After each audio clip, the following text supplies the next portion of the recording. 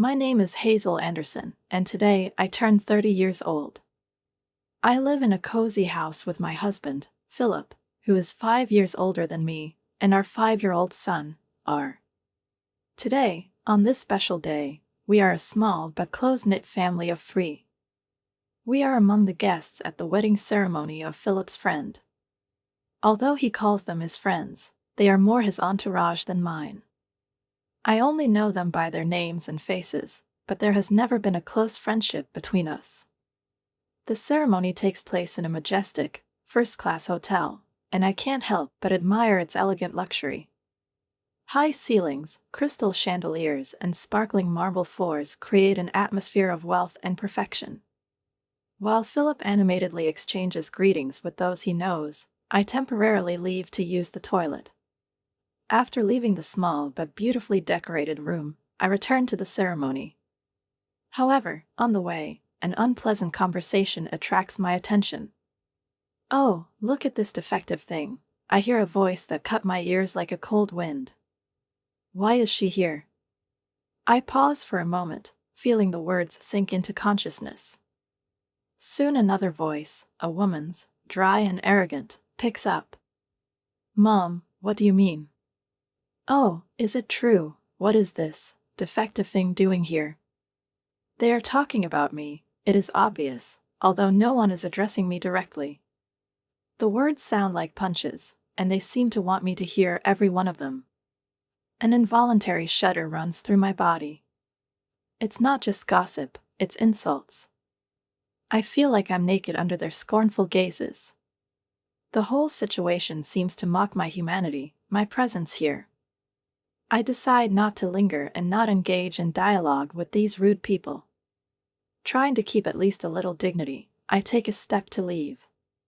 But suddenly I hear another sharp remark behind my back. "Wait, you're an ugly thing. You can hear me, can't you?"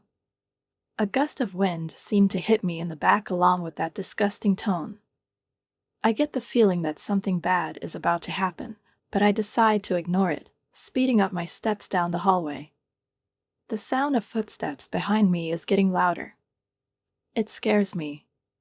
Someone is catching up with me, I can definitely feel it. Why would they embarrass themselves with such behavior? I'm thinking when suddenly someone's hand roughly grabs my elbow. I wince in pain, feeling the firm grip that stopped me. "Wait," a voice shouts from behind, panting. I turn around and see a woman in front of me, her face contorted with effort and rage. Her eyes sparkle with malice. "I'm telling you, wait!" She screams, her face turning purple. I abruptly pull my hand away, not going to tolerate such an attitude. She didn't seem to expect such a reaction, staggered back and released my elbow, and her loud, exaggerated scream cut into my ears. At that moment, another woman runs up to me, supporting her friend, and glares at me indignantly. "Julia, are you okay? Why are you so cruel?" she says reproachfully, turning to me. What's going on here?" I ask, my patience running out. "Who are you? And who can I be?" Julia quips, narrowing her eyes. "You forgot about me, didn't you? It seems that you are really very self-centered. We've met before." She raised her eyebrows in surprise and said contemptuously, "What are you talking about? Do you really think you have the right to behave like this? You only have a high school diploma. If you say you've forgotten me, I'll refresh your memory. I'm your sister, Julia." My heart skipped a beat. The name Julia was supposed to evoke something significant in memory, but instead it evoked only echoes of a long-forgotten past, as if something distant and ghostly. I looked at her, but I didn't feel any connection. My thoughts were like a fog. "And this is our mother," she continued with a venomous grin, pointing to another woman standing next to her. "Can you really say that you've forgotten your own mother?" "Oh yes," she leaned back with deliberate mockery. "Maybe you'll remember someone with that name." I shook my head slightly, feeling a dull irritation that was mixed with a feeling of emptiness. Having a serious dialogue with these people was a waste of time. They were strangers to me, despite their insistence on their statements. My head was buzzing, and every word they uttered seemed to be something else, as if I was not present in my life, but in someone else's performance. Dissatisfied with my silence, the women became even more aggressive. Their voices rose in volume, and now two men hurried towards us, clearly attracted by the scene. One of them turned to Julia. "Julia, have you finished your training?" "Oh, you're still in your usual clothes, you need to hurry up." "Daniel," she threw her head back, her face contorted with indignation, this suspicious man snuck into our wedding. Please kick her out immediately." She pointed at me with an accusing gesture, in which there was not the slightest shadow of doubt. I pressed my lips together. Even as a child, I was taught that pointing a finger at people is bad form. But she didn't care. The reactions of the two men were completely different. The one she called Dad narrowed his eyes, his face showing obvious displeasure. But Daniel, the other man, froze with an expression of absolute shock. His face turned pale, as if he had seen a ghost. "What's going on?" "What is it?" he asked, his voice breaking into a whisper. "Why is Hazel here?" To see her face on such a happy day. She must have leaked in here by mistake. This is unbearable. Daniel turned to the other man. "Hey, call security. Quickly." But the other man hesitated. "Wait, what are you saying?" He interjected, trying to be more restrained. "Be careful what you say. This person." But before he could finish his sentence, my head was already swimming from his incoherent words. At that moment, another person appeared on the horizon, my husband, Philip. He approached me with confident steps, and his presence immediately attracted everyone's attention. Every eye on the set focused on him, including Julia. "Hazel, you were there, I was looking for you," Philip said calmly as he came closer. I felt a wave of relief wash over me. His calmness and confidence, even in such a tense moment, were like a lifeline. "I'm sorry," he said, addressing the others. "I was returning, but I got confused with some strange people." He smiled, and I moved closer to him. Philip had always had a unique insight, and his sudden appearance confused Julia. She clearly hadn't expected this. Her face turned to stone as soon as she realized that her plan was crumbling before her eyes. The two so-called parents were still standing, not understanding what was going on, confusion reflected on their faces. Daniel, still white-faced, took a step forward and spoke with a tremor in his voice. "Mr. Anderson, I'm sorry. My wife seems to have said something inappropriate.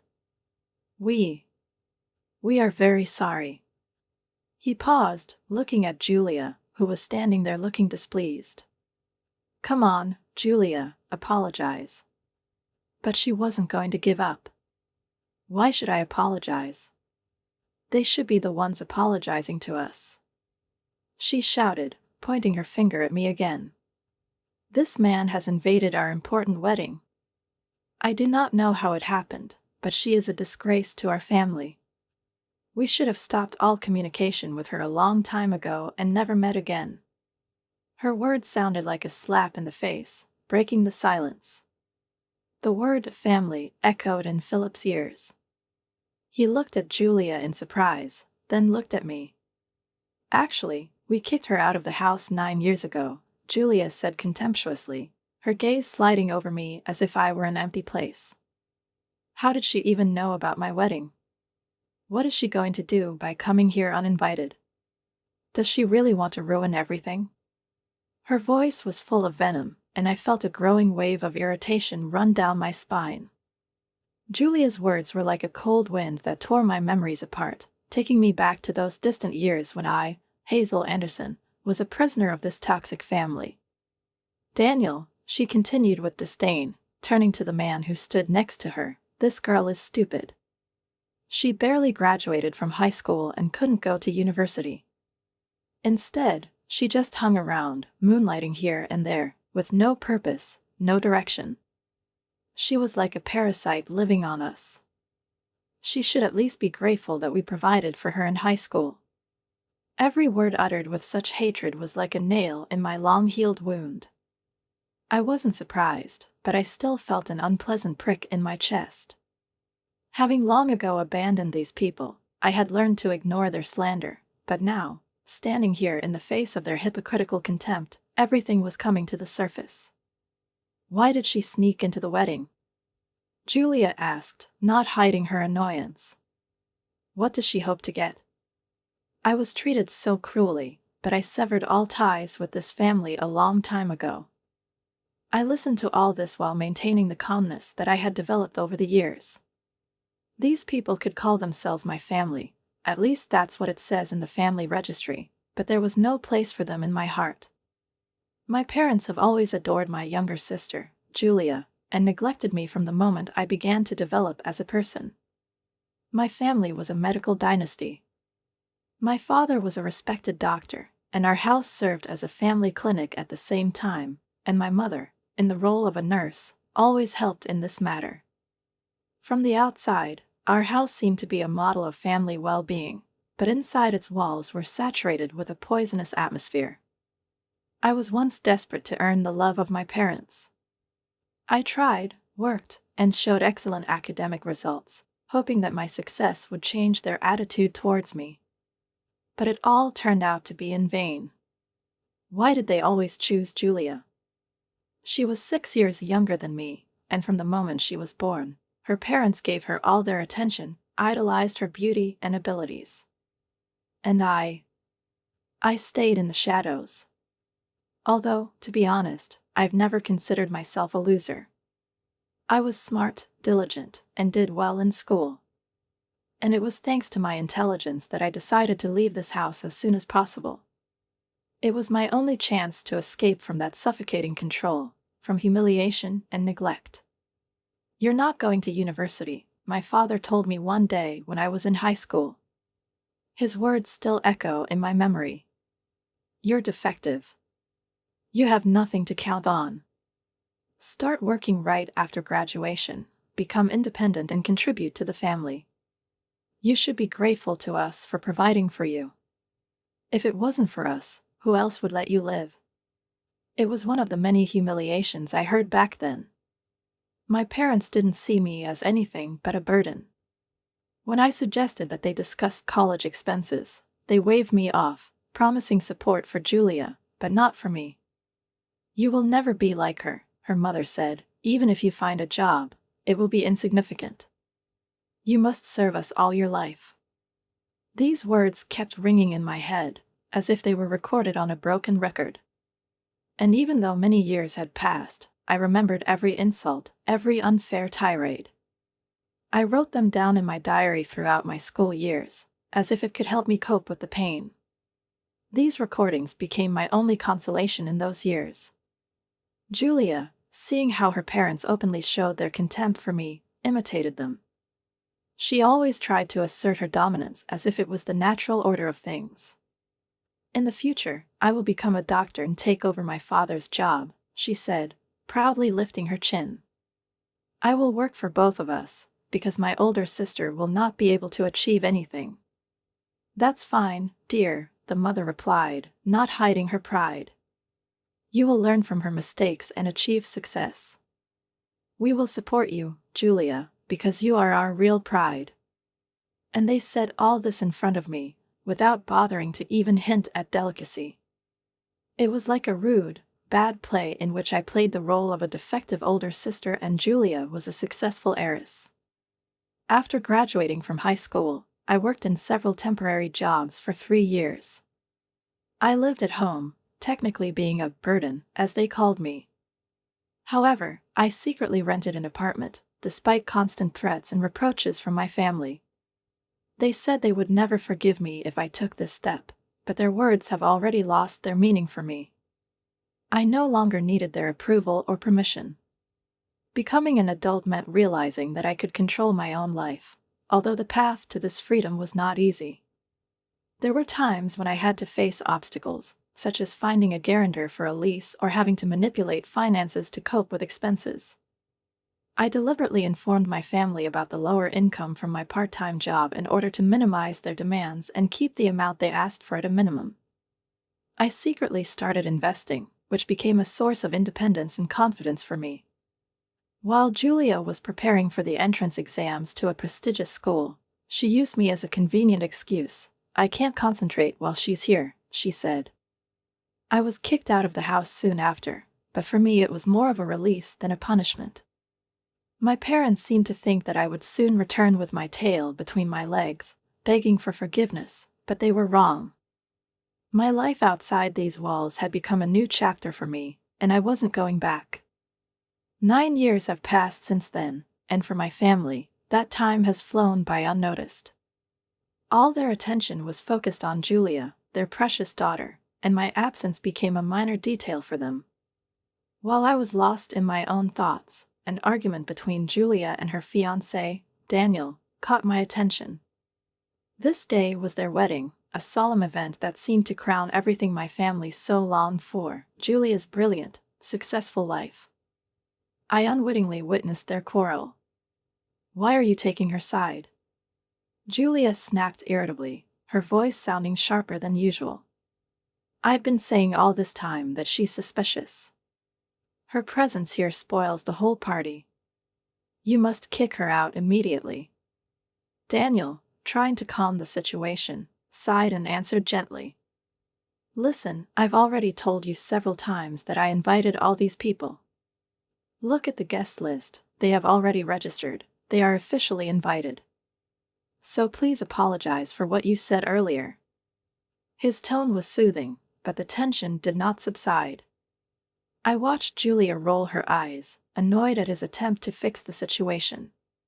But at that moment, my father intervened, who had been watching the events with a certain degree of detachment. "Wait," he said suddenly, surprise in his voice. "Isn't he the son of the head of Anderson General Hospital?"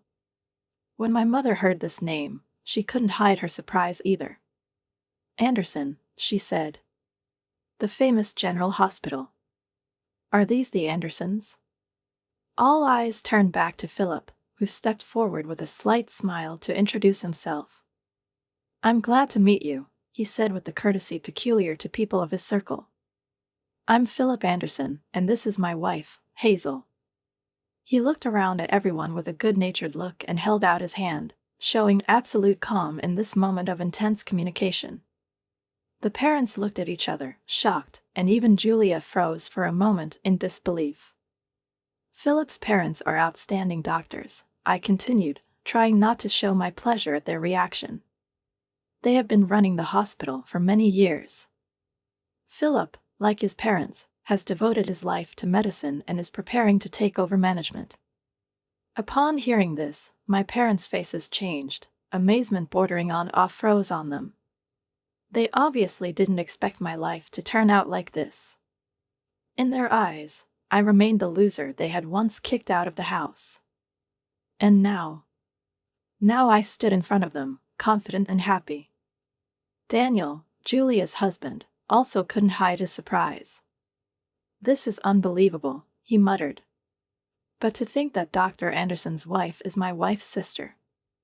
It means that we are now relatives." He shook his head, still not believing in this coincidence. "Is this Dr. Wells?" Philip asked suddenly, looking at Daniel. "I think we know each other. I recently referred a patient to you, my younger brother. You diagnosed him." Daniel nodded, clearly feeling proud of such an admission, but at the same time feeling the pressure of an unexpected meeting. Yes, I remember," he said quickly. "I made a diagnosis and recommended treatment. I hope he's all right." Philip nodded and smiled gently. "Yes, but I would recommend that you still undergo an additional examination at our hospital. I'm sure it will be useful for his recovery." The conversation changed to a more professional tone, but I still felt the hidden tension coming from my family. Daniel kindly offered to have us examined at his hospital, but I, keeping an outward calm, gently declined it. Actually, We've already decided to go to another specialist to get a second opinion, I said, trying not to betray my inner tension. Daniel looked surprised. Perhaps he thought that his offer should be taken as a special sign of attention, but to me it looked like an attempt to make my child part of their corporate system. I didn't want to be seen as a bargain. At that moment, my refusal caused an unexpected resonance. Mocking laughter rang out in the air, sharp and sharp, as if it echoed against the walls of the hall. It was Julia. "Do you think that marrying a doctor will change your life?" she said mockingly.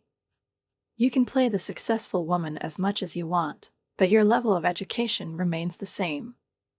You even graduated from school somehow. Do you think this marriage will increase your value? You're still nobody. Even if you have a child, it doesn't change who you are." Poor child, how is he with such a mother? Daniel instantly tried to intervene. "Julia, please stop. We're a family. Why say such things?" But Julia, like the tip of a spear, was not going to stop her attack. Her righteous anger seemed to know no bounds, and she literally bit into every word, as if it was her sacred mission to ridicule and humiliate me. "Family?" Philip's voice suddenly rang out. He turned to me quietly. "Hazel, are they really your family?" I took a deep breath, feeling the weight of all those years I had spent in this toxic environment fall back on me. The accumulated pain was slowly coming to the surface. "No, Philip," I said firmly, turning to him. "These people can no longer be called my family. A real family won't scold you for no reason. They won't deprive you of food if you accidentally spill water on the table. A real family won't give you worn clothes found in the trash, laughing that it's better than what you had. They won't throw away your study materials, calling you too stupid to use them. They won't intentionally soak your books in water, making them unusable. A real family won't strip you down to your underwear in the cold just because you didn't lend your sister a book, and won't lock you in a barn in the summer for a few hours until you apologize." Philip listened to me attentively, his face reflecting deep sympathy, which seemed to be difficult for him to comprehend. "A real family won't sell your stuff behind your back and expect you to keep serving them all your life," I continued. "People in our city have long noticed the unfair treatment in their clinic. They stopped trusting her and don't want to take their children there. They feel that something is wrong, but no one dares to openly say so. It's amazing that no one reported abuse when we were kids. And now, even when their business is in decline, they don't realize that the cause of all their problems lies in themselves." Daniel looked more and more shocked as I spoke. He couldn't believe that such dark and cruel deeds were hidden behind the facade of well-being. My parents, in turn, looked stunned not only that I knew about the difficulties of their clinic, but also that I dared to reveal this truth to everyone. "We didn't do any of this," Julia suddenly screamed, her voice shaking with rage. "It's all your fault.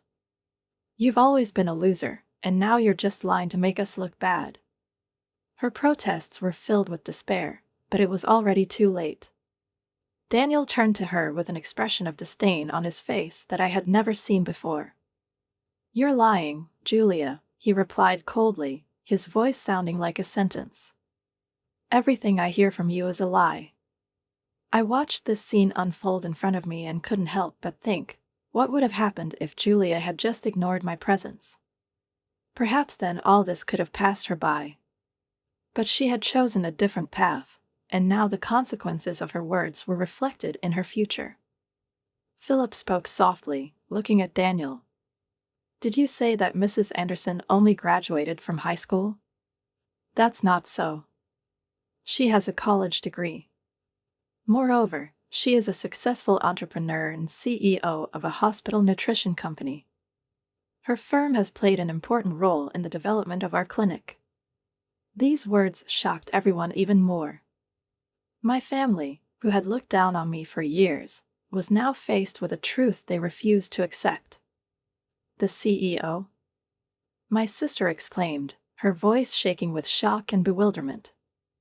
She was looking at me with such an expression, as if a completely different person had suddenly appeared in front of her, with whom she was unfamiliar. My parents froze, their faces drawn in amazement. "Stop lying!" my mother screamed, clenching her fists. "She's just a high school graduate. Are you seriously saying that she went to college behind our backs, without our knowledge?" "Yes, I went to college," I replied coldly, looking into my parents' eyes. "And I didn't have to tell people who weren't my family anymore. I was already an adult and didn't need anyone's permission. How dare you talk to us like that?" My father growled, his voice shaking with rage. "We didn't give you permission to go to college." "And why do I need your permission?" I replied calmly. "I am a grown woman and I make my own decisions. It doesn't concern you anymore." They couldn't hide their indignation.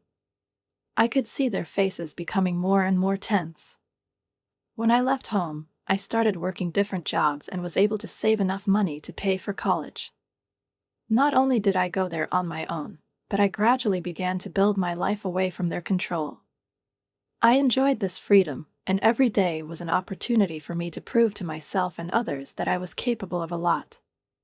While I was studying, I even started my own business, which eventually allowed me to become independent and successful. I met my current husband when I was in college, I continued, feeling my memories fill with a deep emotional coloring. These were years full of difficulties, but also incredible achievements. Meanwhile, my sister stood to the side, her face growing paler and paler. It was as if she couldn't believe what she was hearing. Her lips were moving, but she couldn't say anything. "I can't believe it," she finally whispered. "I always thought that you were an incapable, inept sister who couldn't do anything on her own, that you would die if you found yourself without our help.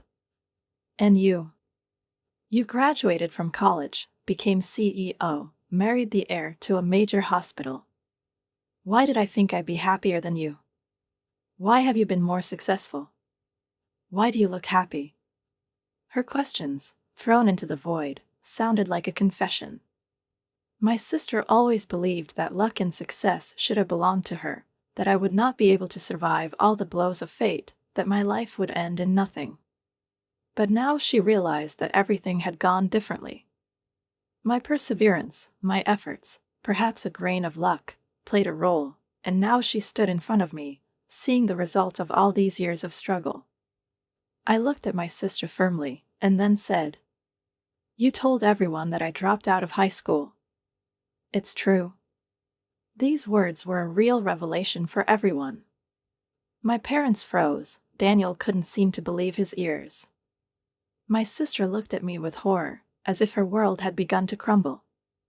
"What are you saying? Who dropped out of school?" She was indignant, but there was no longer any confidence in her voice. "I know this from our distant relative," I began, remaining calm. "He was always kind to me and helped me when I was alone. He told me that after I left, you tried to enroll in a prestigious school, thinking that you could succeed without much effort. But you didn't prepare, you failed the exams, and that was the expected result." I noticed how my sister began to tremble, her face turned pale. "After that, you became uncontrollable," I continued.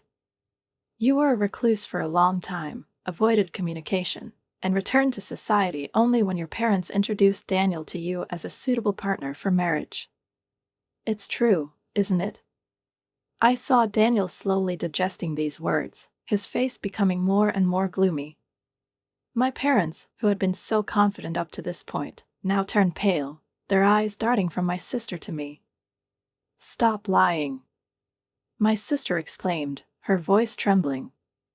"And also," I continued, "you say that you work in the medical department, but that's not true either. You don't have any qualifications. Everything you do is a rough job, devoid of any responsibility. At the very least, you can be grateful that at least minimal professional ethics are observed in this case."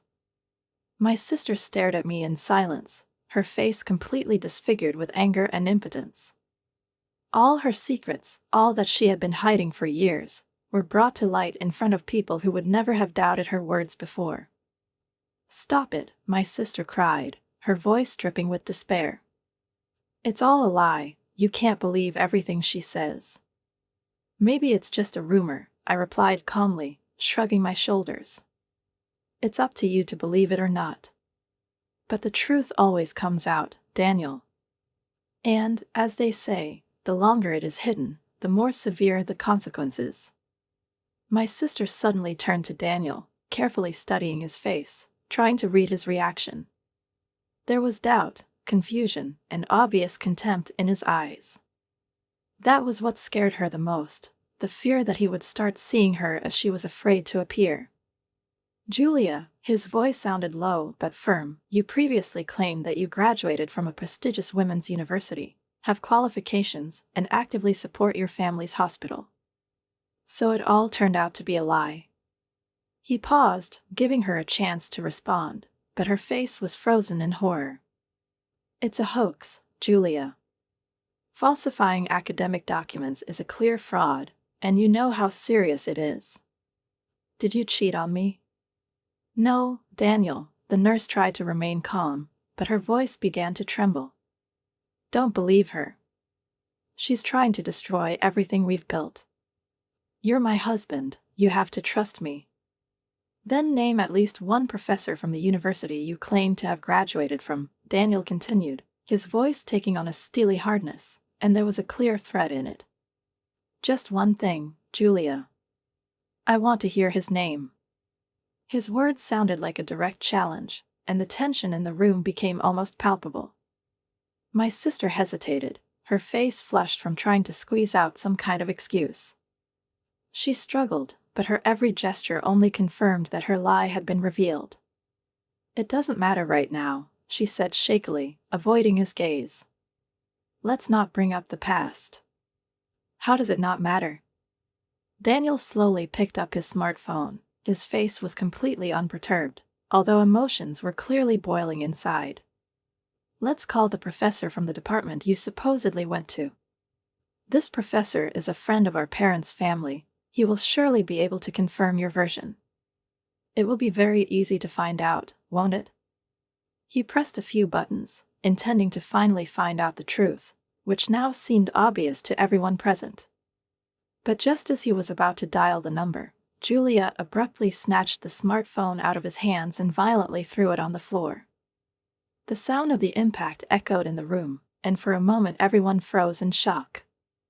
"There is no need to check," she screamed, her voice filled with despair.